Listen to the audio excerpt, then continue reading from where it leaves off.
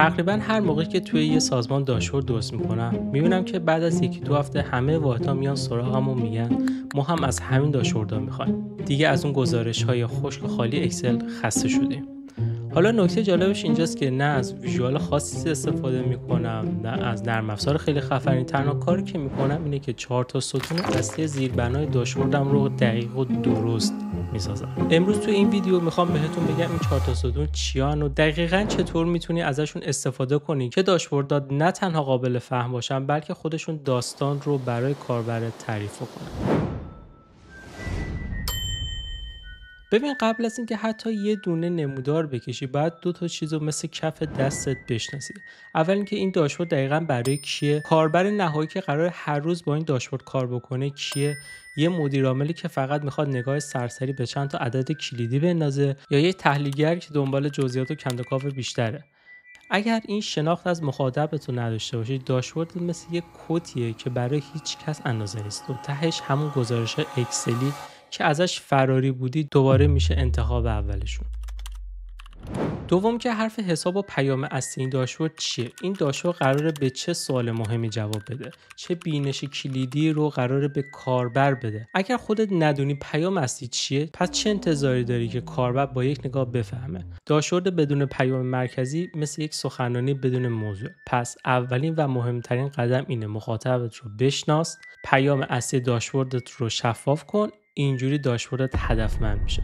خب حالا که فهمیدی داری با کی حرف میزنی، دقیقاً چی میخوای بهش بگی، سوال اینه که با چه مصالحی میخوای این پیام رو بسازی. اینجاست که میریم سراغ ستون دوم، داده ها که قلب تپنده داشبوردها هستن. اینجا هم 2 تا نکته مهم وجود داره. اول اینکه فقط داده های مربوط و ضروری رو انتخاب کن. این خیلی مهمه. وسوسه نشو هر داده‌ای دم دستت رو بریزی توی داشبوردت که مثلا کامل به نظر بیاد. این کار فقط داشبوردت رو شلوغ و گیج کننده میکنه و اطلاعات مهم توی اون شلوغی گم میشن. یادت باشه داشبورد جای انبار کردن داده ها نیست، جای نمایش هوشمندانه اطلاعاته. نکته دوم اینه که باید یک بستر یا یک کانتکست برای داستان فراهم بکنی. یعنی چی؟ یعنی داده ها رو طوری ارائه بدی که کاربر بفهمه این اعداد از کجا اومدن و چه معنایی دارن. مثلا اگه داری فروش این ماه رو نشون میدی، خیلی خوبه که کنارش فروش ماه قبل یا تارگت فروش رو هم بذاری. این مقایسه ها به داده ها جون میدن. بدون این بستر یا کانتکست اعداد خام میتونن گمراه کننده باشن. حالا که داده های درست رو انتخاب کردی و بهشون زمینه یا کانتکست دادی، چطور میخوای اینا رو به بهترین شکل ممکن به نمایش بذاری تا هم چشم‌نواز باشه و هم سریع پیام رو منتقل بکنه؟ اینجاست که جادوی ستون سوم وارد میشه.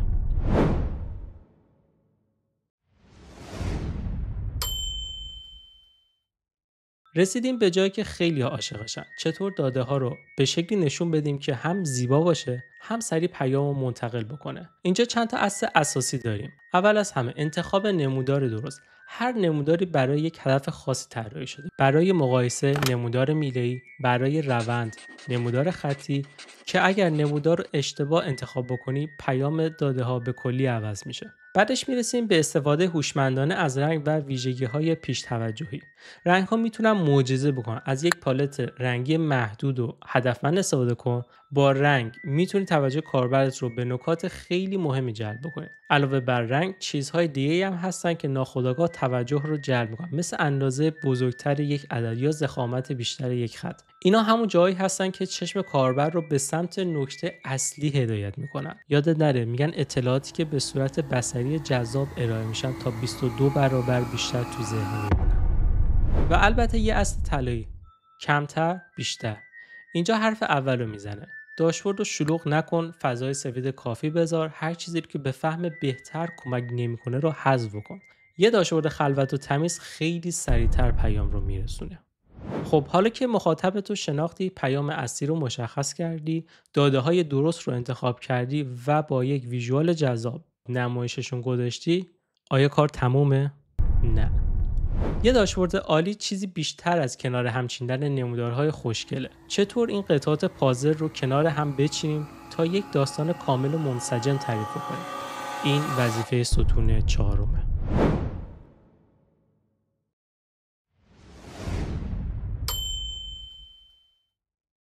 و اما ستون آخر و تکمیل کننده این ماجرا، اینکه چطور یک جریان داستانی و یک مسیر منطقی برای کاربر توی خود داشبورد ایجاد کنیم. داشبورد نباید مثل یک اتاق پر از وسیله بی ربط باشه. باید یه ساختار روایی داشته باشه که کاربر رو قدم به قدم در داستان داده‌ها هدایت کنه.